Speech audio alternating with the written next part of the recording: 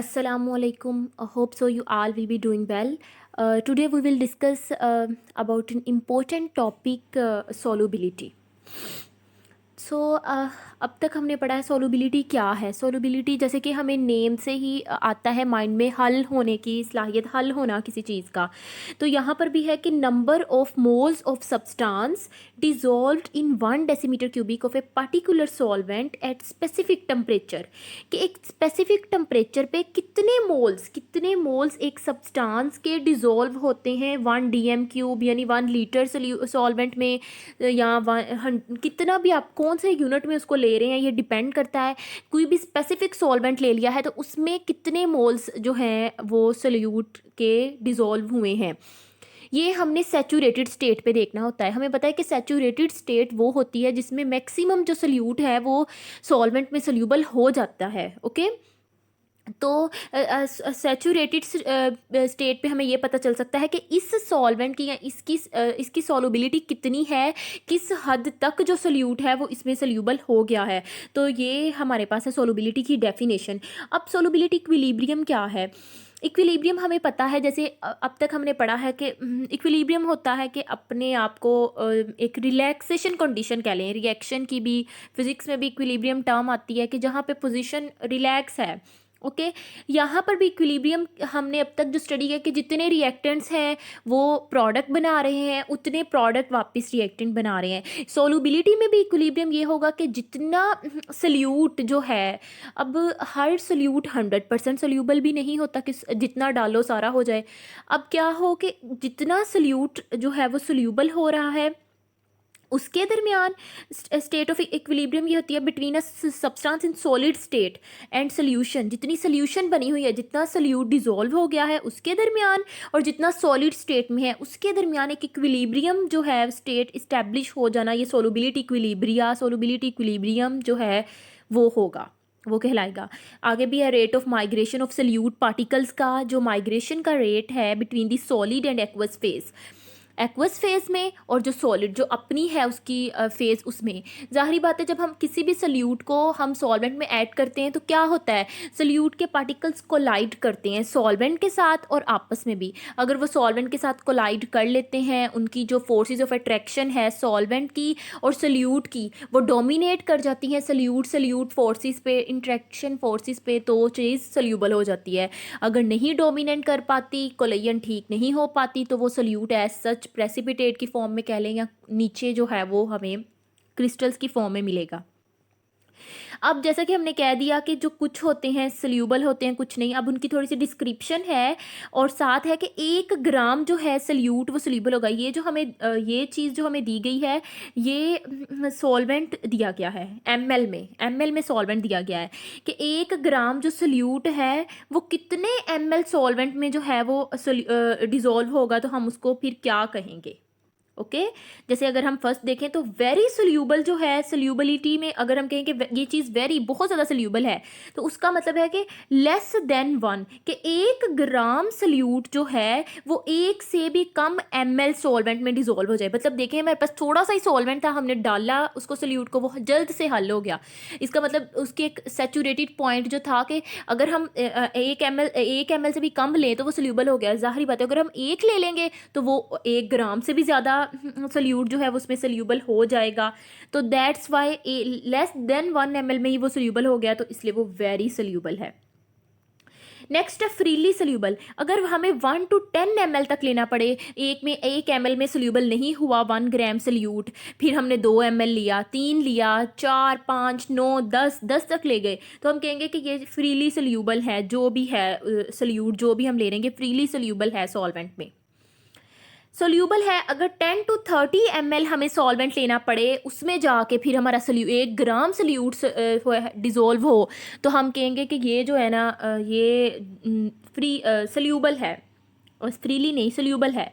Sparingly soluble, ये थोड़ा बहुत होना सोल्यूबल, और इसमें हम अगर 30 to 100 ml तक जाके जो है वो लेते हैं सॉल्वेंट, तो तब जाके उसमें 1 ग्राम सोल्यूट सोल्यूबल हो तो वो स्पेरिंगली होगा।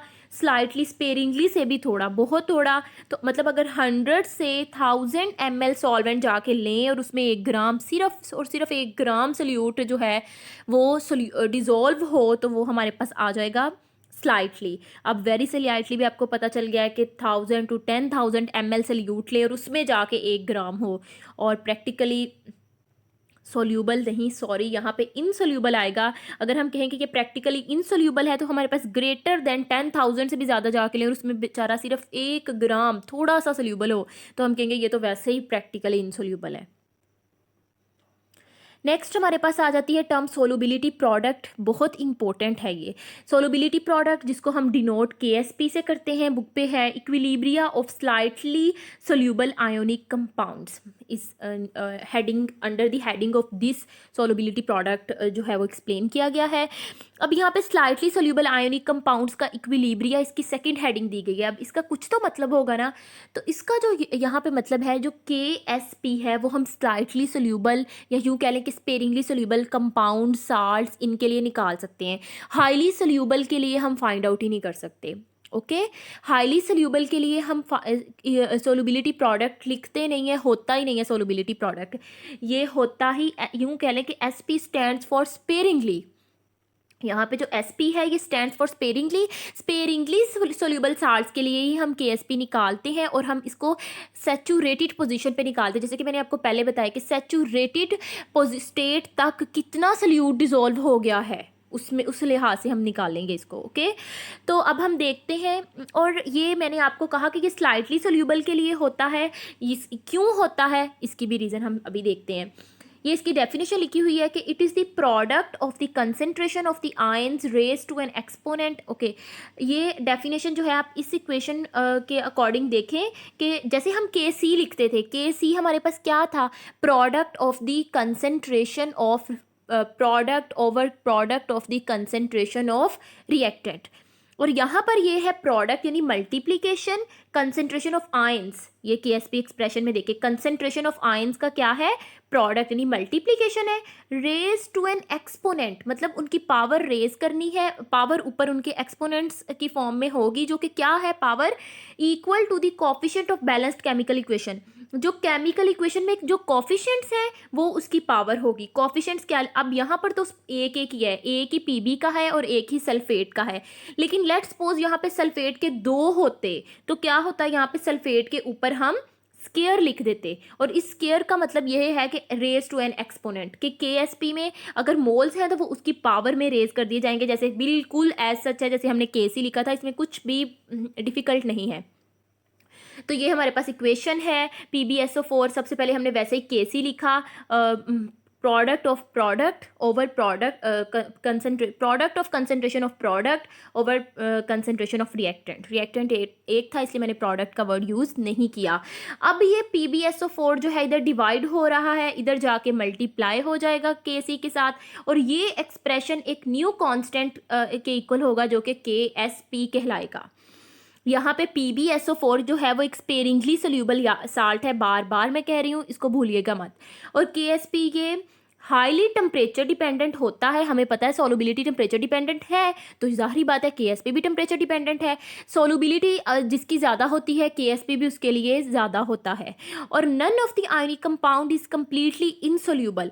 जब हम कहते हैं ना कि ये चीज़ इनसोल्यूबल है, बिल्कुल याद रखें हमेशा, वो उसके भी कुछ ना कुछ पार्टिकल्स जो होते हैं ना वो सोल्यूबल ज़रूर होते हैं। कोई भी ऐसी चीज़ नहीं है जो बिल्कुल इनसोल्यूबल हो, कुछ ना कुछ एक आधा ही पार्टिकल कह लें पर वो अंदर डिजोल्व होगा सॉल्वेंट के।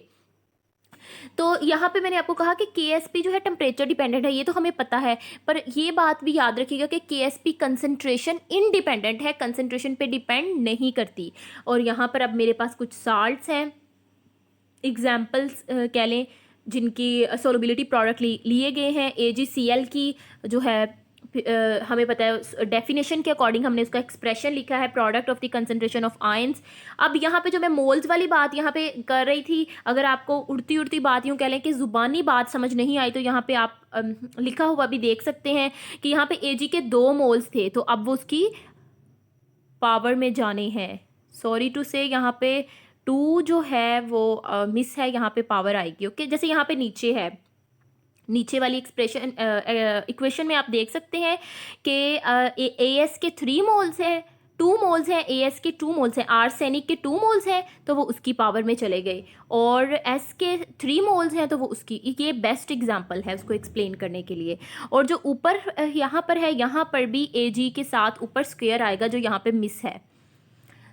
ये आपको अब समझ आ गया होगा कि सोलुबिलिटी प्रोडक्ट होती क्या है, सोलुबिलिटी हम लेते कब हैं, इसकी एग्जांपल्स क्या है, इसको एक्सप्रेशन को हमने लिखना कैसे है।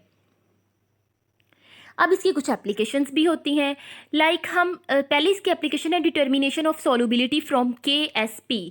अब यहाँ पे याद रखें कि सोलुबिलिटी और सोलुबिलिटी प्रोडक्ट ये भी 2 अलग अलग चीज़ें हैं, ओके।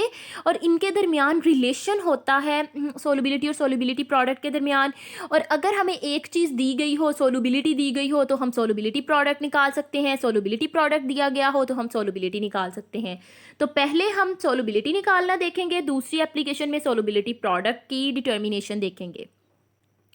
तो यहाँ पे डिटर्मिनेशन ऑफ सोलुबिलिटी प्रोडक्ट है कि द मोल्स, ये वही बात है, the moles of the salt dissolve per DM³ of the solution to reach equilibrium, जो हमने फर्स्ट स्लाइड पे देख ली कि कितने मोल्स जो हैं वो 1 लीटर सोल्यूशन में डिजोल्व होते हैं। मेन जो बात इसमें समझने वाली है determination of solubility from KSP, ये बात आप अब आएँ। और ये सपोज इसके समझाने के लिए यहाँ पे एक एग्जाम्पल कोड की गई है कि AgCl हमारे पास एक साल्ट है जिसके लिए हम KSP का एक्सप्रेशन कैसे लिखेंगे। रिकॉल करें कि हमने कहा था कि product of the concentration of ions, यहाँ पे AgCl की आप पहले डिसोसिएशन करवा के इक्वेशन लिख सकते हैं अपनी एजनेस के लिए। AgCl डिसोसिएट होकर Ag पॉजिटिव और Cl नेगेटिव प्रोड्यूस करेगा और उसका KSP एक्सप्रेशन हमारे पास ये आ जाएगा। अब हमने सोलुबिलिटी और KSP के दरमियान रिलेशन देखना है, इस ज़रा गौर कीजिएगा।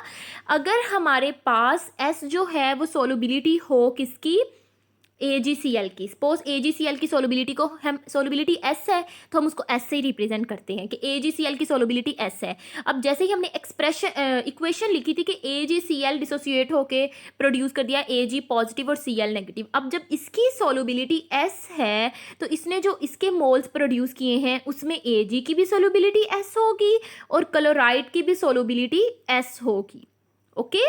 इन दोनों की भी सोलुबिलिटी S होगी। अब फिर से KSP एक्सप्रेशन लिख देते हैं, तो KSP एक्सप्रेशन में इनकी जगह सोलुबिलिटी वैल्यूज पुट कर देते हैं जो कि दोनों की SS थी और ये S स्क्वायर हो गया। अब ये KSP सोलुबिलिटी प्रोडक्ट है, ये हमारे पास सोलुबिलिटी है। अगर सोलुबिलिटी हमने फाइंड करनी है तो दोनों साइड पे अंडर रूट रहेंगे और ये हमारे पास फाइनल रिलेशन आ गया। यूँ हम क्या कर सकते हैं, सोलुबिलिटी फाइंड आउट कर सकते हैं KSP से। पर यहाँ पे एक बहुत इंपॉर्टेंट बात है जो आपने याद रखनी है, वो ये है कि ये जो इक्वेशन, जो एग्जाम्पल मैंने आपको समझाई है उसमें 1-1 मोल लिया गया था, ठीक। ऐसा साल्ट लिया गया था, 1-1 मोल कह रही हूँ, सॉरी, ऐसा साल्ट लिया गया था जो जिसने डिसोसिएट होकर 1-1 मोल बनाया, यानी एक ही Ag का मोल बना और एक ही Cl का। अब कोई ऐसा साल्ट हो जिसमें 2 मोल्स बने, 3 मोल्स बने, तो वो यहाँ पर याद रखिएगा फिर उस हिसाब से 2S आ जाएगा और उसका स्क्वायर आ जाएगा। और सोलुबिलिटी प्रोडक्ट भी फिर डिफरेंट बनेगी, लाइक 4S³, जब 2S स्क्वायर लेंगे तो 2 × 4, 4S³, 3, इस तरह का लाइक आ जाएगा, सोलुबिलिटी S स्क्वायर नहीं रहेगा, तो वहाँ पे KSP की वैल्यू भी डिफरेंट हो जाएगी। अब फिर आपने ये नहीं रखना है कि सोलुबिलिटी का और KSP का रिलेशन जो निकाल दिया बस यही है कि सोलुबिलिटी KSP के अंडर रूट के बराबर है। हाँ ऐसा है, लेकिन सिर्फ उन साल्ट्स के लिए जो 1:1 जो है आयंस प्रोड्यूस करते हैं, लाइक एक ही Ag का और एक ही Cl का। 1 मिनट यहाँ पे अगर मैं आपको शो करवाऊँ, जैसे हमने लास्ट एग्जाम्पल पढ़ी है, यहाँ पे आर्सेनिक के 2 मोल्स है ना, तो इसकी सोलुबिलिटी अगर हम S पुट करेंगे तो हम यहाँ पे लिखेंगे 2S की पावर स्क्वायर और इसकी 3S की पावर क्यूब। अब हम उस SS को सॉल्व करके जो फाइनल आंसर आएगा वो निकाल के कहेंगे कि सोलुबिलिटी और KSP का इस केस में ये रिलेशन है। तो इसको ज़रूर याद रखिएगा कि हर साल्ट ये उसके अकॉर्डिंग रिलेशन होगा कि कितने मोल्स जो वो प्रोड्यूस कर रहा है। अगर 1:1 होगा तो उसके लिए सोलुबिलिटी और प्रोडक्ट और सोलुबिलिटी का ये रिलेशन होगा, लेकिन ये डिफरेंट तौर पे आ सकते हैं। बस जो मेन है, जो मैंने आपको बता दिया, आपने वही याद रखना है, कंफ्यूज नहीं होना कि क्या मैं बताई जा रही हूँ। आपने बस यही जो है सब पे इम्प्लीमेंट होना है। सोलुबिलिटी को S रखना है, जितने मोल्स होंगे उसको साथ उसके लगा के जितने भी लगेंगे वो तो आप सिंपल, तो प्राइमरी लेवल का है मैथ, कुछ खास भी नहीं है, उसको तो आप सॉल्व करके बाद में रिलेशन निकाल सकते हैं। नेक्स्ट मैंने आपको कहा था कि हम KSP से सोलबिलिटी भी फाइंड कर सकते हैं और सोलबिलिटी से KSP भी फाइंड कर सकते हैं। अब हम वही केस करने लगे हैं, सोलबिलिटी से KSP कैसे फाइंड कर सकते हैं। यहाँ पर भी हमने एग्जांपल लिया। अब यहाँ पे फ्लोराइड के 2 मोल्स हैं, आपको यहाँ पे भी समझ आ जाएगा। अब यहाँ पर क्या है, चूंकि हम यहाँ पे सोलबिलिटी से फाइंड कर रहे हैं तो यहाँ पे सोलबिलिटी को ऐसे सपोज करने की ज़रूरत नहीं है क्योंकि सोलबिलिटी ऑलरेडी गिवन है। Solubility for this is 0.64 gram decimetre cubic. यहाँ पर जो है सोलबिलिटी वो हमें गिवन दी है ग्राम पर DM क्यूब। और अब हम क्या करेंगे, हमने ये 2.6 से इसको कन्वर्ट करके ये किया है। अच्छा, ये क्यों किया है स्टेप, मैंने आपको स्टार्ट पे कहा था कि मैं आपको इस क्वेश्चन का भी आंसर दूंगी कि KSP जो है वो स्पेरिंगली सोल्यूबल साल्ट्स के लिए क्यों निकालते हैं। तो जब हमने उसकी इक्वेशन राइट की थी, लाइक अगर हम पीछे जाएं, यहाँ पे हम कर रहे थे, तो यहाँ पे जब हमने इसकी इक्वेशन लिखी थी तो आप देखें तो जो अगर PbSO4 पूरा सोल्यूबल हो जाता, 100% डिसोसिएट हो जाता, तो ये इक्विलिब्रियम का साइन कभी भी ना आता। मैंने आपको स्टार्ट वाली स्लाइड में इक्विलिब्रियम की डेफिनेशन क्या बताई है, सोल्युबिलिटी इक्विलिब्रियम क्या है, कि जितने सोल्यूट के पार्टिकल्स माइग्रेट करके सोल्यूशन में जा रहे हैं उतने वापस प्रेसिपिटेट आउट हो रहे हैं, यानी सोल्यूट में भी आ रहे हैं। तो अगर सारे के सारे सोल्यूशन में जा रहे हैं, पूरे का पूरा 100% साल्ट जो है वो सोल्यूबल है, तो फिर क्या गुंजाइश रह जाती है इक्विलिब्रियम के होने की। तो इक्विलिब्रियम ही नहीं होगा। जब इक्विलिब्रियम ही नहीं होगा तो इक्विलिब्रियम एक्सप्रेशन KSP कहाँ से आएगा। तो हम KSP को सिर्फ और सिर्फ स्पेरिंगली सोल्यूबल साल्ट्स के लिए कैलकुलेट कर सकते हैं और उसी के लिए ये लिखा जाता है। ओके, उस क्वेश्चन का भी आंसर हो गया। अब यहाँ पे कि ये क्या फाइंड किया हुआ है, ये यहाँ पे बात याद रखिए कि जो हम KSP में मोस्टली जो सोल्युबिलिटी लेते हैं वो हम ग्राम में नहीं लेते, मोल पर DM क्यूब में लेते हैं, जो कि मोलैरिटी का यूनिट है। किसमें हम लेते हैं, मोल पर DM क्यूब। और अगर जैसे कि हम फिजिक्स में मैस को ग्राम किलोग्राम इस तरह जो इंटरनेशनल SI यूनिट्स हैं उनमें ही हम उनको लेते हैं, अगर उसमें नहीं दिया तो हम उनकी कन्वर्जन्स करते हैं। तो यहाँ पे भी याद रखिएगा, अगर हमें सोल्युबिलिटी मोल पर DM क्यूब में नहीं दी हुई तो हमने ग्राम पर DM क्यूब को ज़रूर मोल पर DM क्यूब में चेंज करने के बाद न्यूमेरिकल सॉल्व करना है।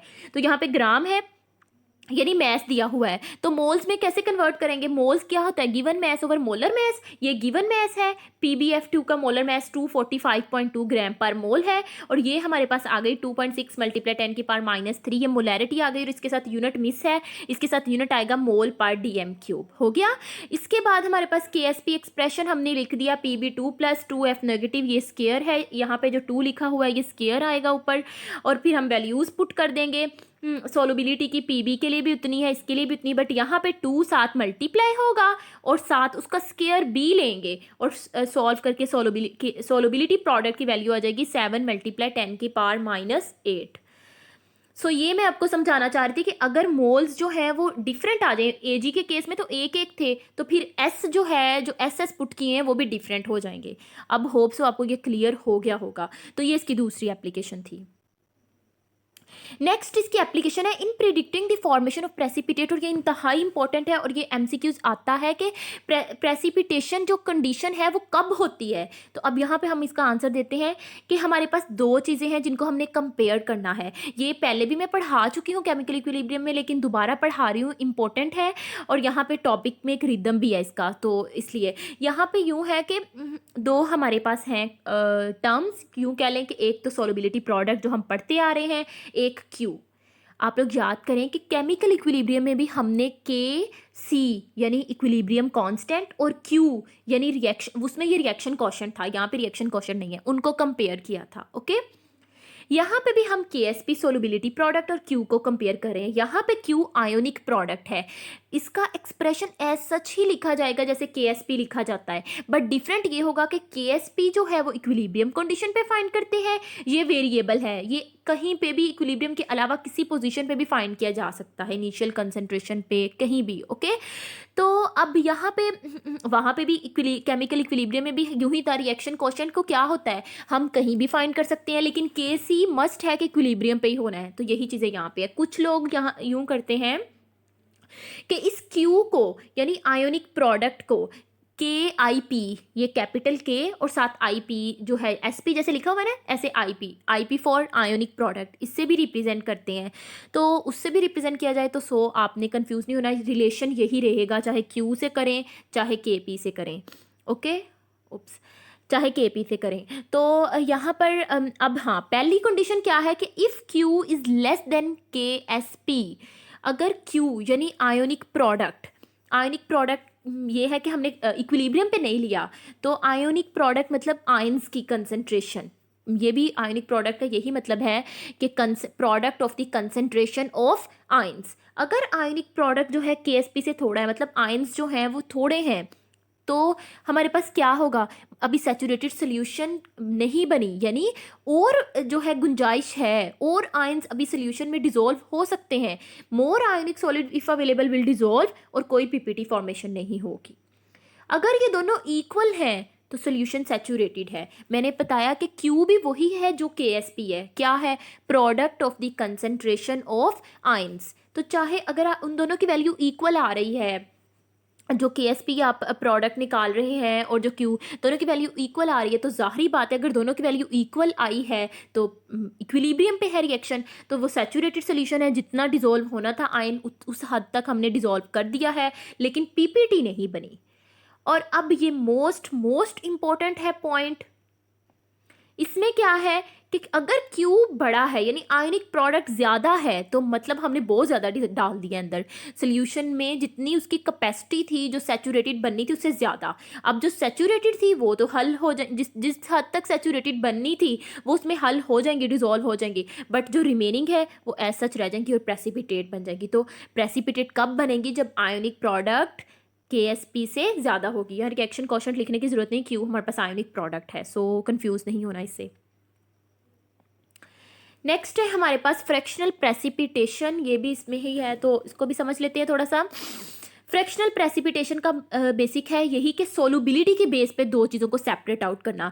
लाइक मेरे पास दो है, एक बीकर है, उसमें मेरे पास एक सोल्यूशन है, मैं चाह रही हूँ कि जो दो, एक सोल्यूट और सॉल्वेंट हैं, या कोई भी दो कंपोनेंट्स हैं जिसमें जो इस बीकर में प्रेजेंट हैं, ओके, उन दोनों को मैं सेपरेट आउट करूँगी। तो मैं क्या करूँगी कि जो चीज़ मुझे नहीं चाहिए, एक इम्प्योरिटी है, उसको एक ऐसा सॉल्वेंट लूँगी जिसमें वो इम्प्योरिटी ज़्यादा सोल्यूबल होगी, ठीक है, उस सॉल्वेंट को ऐड करूँगी तो इम्प्योरिटी पहले उसमें सोल्यूबल हो जाएगी, और जो चीज़ मुझे चाहिए वो प्रेसिपिटेट हो जाएगी, और बाद में मैं फिल्ट्रेशन करूँगी तो जो चीज़ मुझे चाहिए थी प्रेसिपिटेट्स वो फिल्टर पेपर पे आ जाएंगे, उनको मैं ऑब्टेन कर लूँगी और इम्प्योरिटी चली जाएगी। यूँ हम फ्रैक्शनल जो है वो करते हैं, प्रेसिपिटेशन भी कहते हैं इसको, क्रिस्टलाइजेशन। फ्रैक्शन का नाम ही आप देखें, फ्रैक्शन हिस्सों में पार्टीशन कर देना, तो वो जो है वो मिक्सचर की सेपरेशन हो जाती है।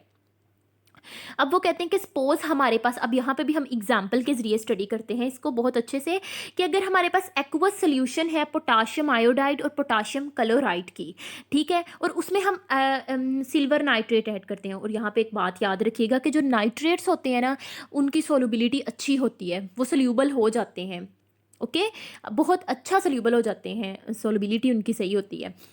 अब हम उसमें इनमें AgNO3 ऐड कर रहे हैं, ज़ाहिरी बात है अब इसकी सोल्युबिलिटी ज़्यादा है, जब ये ऐड होगा। एक और बात है यहाँ पे KI और KCl नहीं आना, आई डोंट नो इतनी मिस्टेक्स कैसे हो गई हैं स्लाइड्स में, तो सॉरी। यहाँ पर भी AgI और AgCl आएगा, ओके।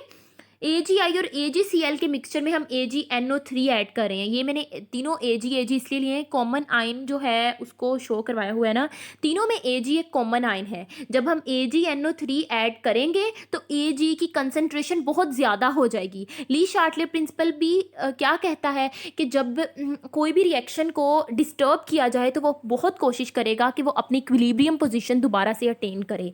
यहाँ पर भी जब हम Ag ऐड कर देंगे AgNO3 तो ये 100% डिसोसिएशन करेगा, क्योंकि मैंने कहा कि नाइट्रेट्स बहुत अच्छा सोल्युबिलिटी प्रोडक्ट होती है, उनकी सोल्युबिलिटी पावर ठीक है, अच्छा है, सोल्यूबल होते हैं, तो ये 100% डिसोसिएट हो जाएगा, सोल्यूबल हो जाएगा। और Ag पॉजिटिव NO3 जो है नेगेटिव, इसमें जो है Ag2 पॉजिटिव NO3 लाइक मतलब अपने आयंस में जो है वो कन्वर्ट हो जाएगा, ओके।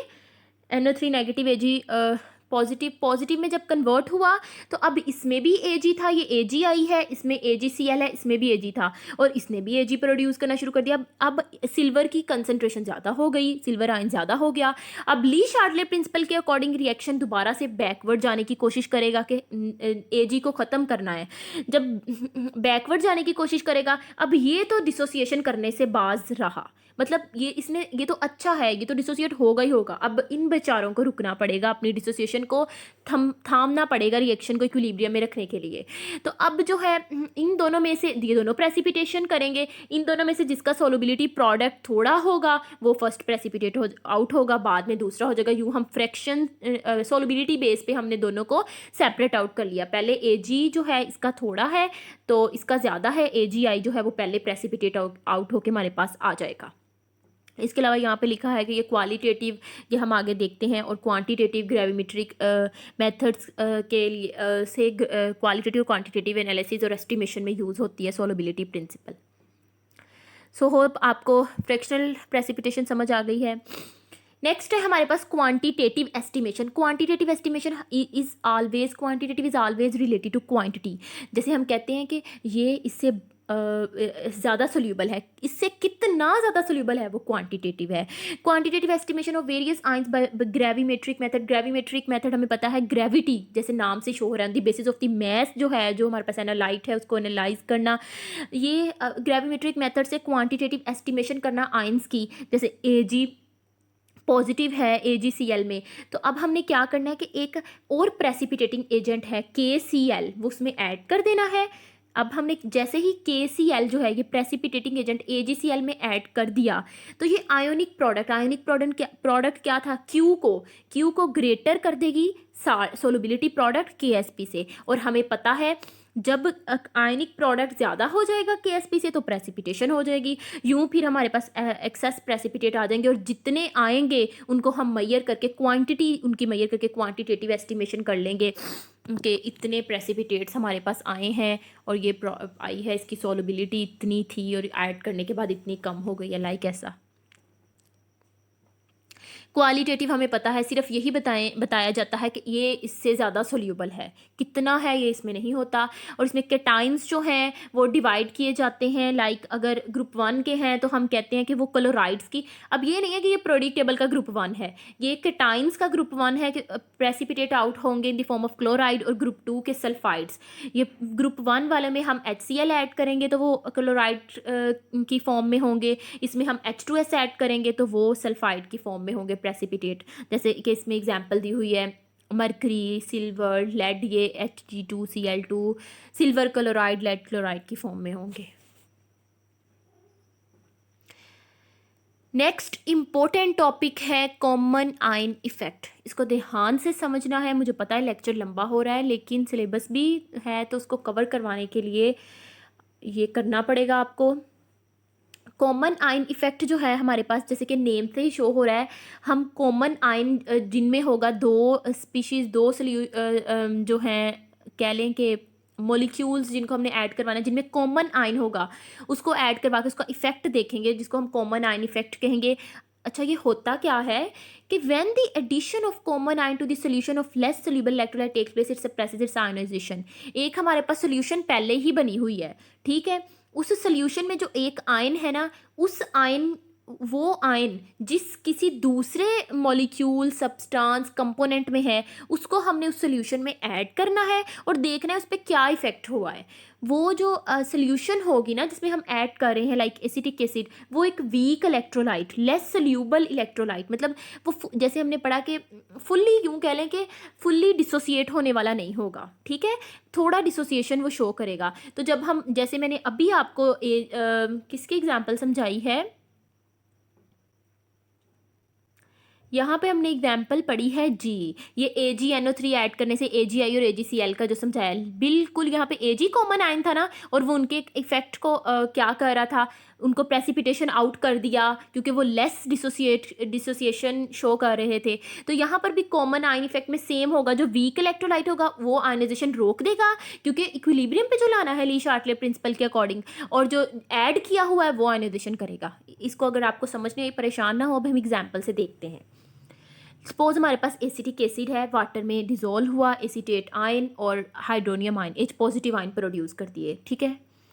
इसका इक्विलिब्रियम एक्सप्रेशन हमने ये लिख लिया, ये हमारे पास सोल्यूशन है, बहुत अच्छे से चल रहा था। अब क्या हुआ अचानक से कि HCl अंदर हमने ऐड कर दिया, इसने मुसीबत डाल दी। क्या हुआ, जैसे ही हमने HCl ऐड किया, HCl भी एक एसिड है, वो भी H पॉजिटिव देगा। अब सोल्यूशन में H पॉजिटिव एसिटिक एसिड भी दे रहा था, H पॉजिटिव HCl ने भी देने शुरू कर दिए। अब H पॉजिटिव की कंसंट्रेशन ज़्यादा हो गई। एज अ रिजल्ट क्या हुआ, एसिटिक एसिड बेचारा वीक था, हमने पढ़ा है ना कि वीक इलेक्ट्रोलाइट में हमने ऐड करना है, होता ही वीक इलेक्ट्रोलाइट में। ये वीक था, इसने कहा HCl ने तो बाज आना नहीं है, मैं ही खुद को रोक लेता हूँ। तो इसने खुद की आयोनाइजेशन को सप्रेस कर लिया यानी रोक लिया ताकि मैं आयोनाइजेशन जो है मैं ना करूँ, और मेरी जो H पॉजिटिव की है कंसनट्रेशन वो रिएक्शन में उतनी ही रहे जितनी रहनी चाहिए, मेरा इक्विलिब्रियम डिस्टर्ब ना हो। तो एज अ रिजल्ट इसका नेट इफेक्ट जो ये शो हुआ कि इसने वापस से एसीटेट आयन ने इसके साथ रिएक्ट करके ये बनाना शुरू कर दिया। अब आप लोग देखें कि हमने HCl क्यों लिया, क्योंकि HCl में भी H पॉजिटिव है, इसमें भी H पॉजिटिव है। अब H पॉजिटिव दोनों में कॉमन आयन हो गया, और इफेक्ट क्या हुआ, इफेक्ट ये हुआ कि जो वीक इलेक्ट्रोलाइट था उसने वापस से बैकवर्ड रिएक्शन शुरू कर दिया, ये था कॉमन आयन इफेक्ट। इसी तरीके से अगर हम सोडियम एसीटेट डाल देंगे तो अब इसमें और उसमें एसीटेट आयन कॉमन हो जाएगा। अब दो ही आयंस थे ना, पहले हमने इसके साथ कंपैरिजन देख लिया, अब हम एसीटेट के साथ देखने के लिए सोडियम एसीटेट ऐड करेंगे। जैसे ही ऐड करेंगे फिर इक्विलिब्रियम डिस्टर्ब हो जाएगा, फिर बेचारे एसिटिक एसिड को ही सेक्रीफाइस करना पड़ेगा क्योंकि ये वीक इलेक्ट्रोलाइट है, तो फिर से हमारे पास बैकवर्ड रिएक्शन हो जाएगा।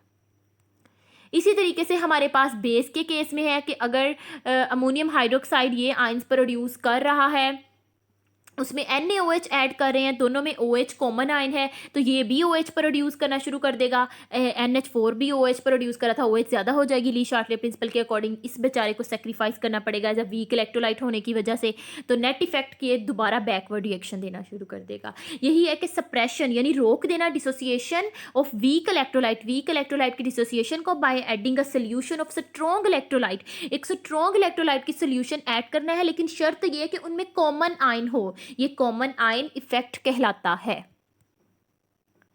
इसकी इंडस्ट्रियल एप्लीकेशन यही है, प्योरीफिकेशन ऑफ कॉमन साल्ट, यानी NaCl की प्योरीफिकेशन अगर हमने करनी है तो हम क्या करेंगे, इसमें NaCl हमने लिया है और अब HCl, इन दोनों में Cl जो है वो कॉमन आयन है, तो हम ड्राई HCl को इसके अंदर ऊपर से पास करवाएंगे। क्या होगा एज अ रिजल्ट, ये बेचारा वीक है, इसको अपनी जो है सप्रेशन करना पड़ेगा अपनी आयनाइजेशन को, और मोर जो है NaCl वो कंबाइन होकर वापस से NaCl बनाना शुरू कर देंगे, और NaCl हमारे पास प्रेसिपिटेट हो जाएगा, और अब जो प्रेसिपिटेट होकर हमारे पास आएगा वो प्योर फॉर्म में होगा। इस तरीके से हमने कॉमन आयन इफेक्ट के जरिए NaCl की प्योरीफिकेशन कर ली।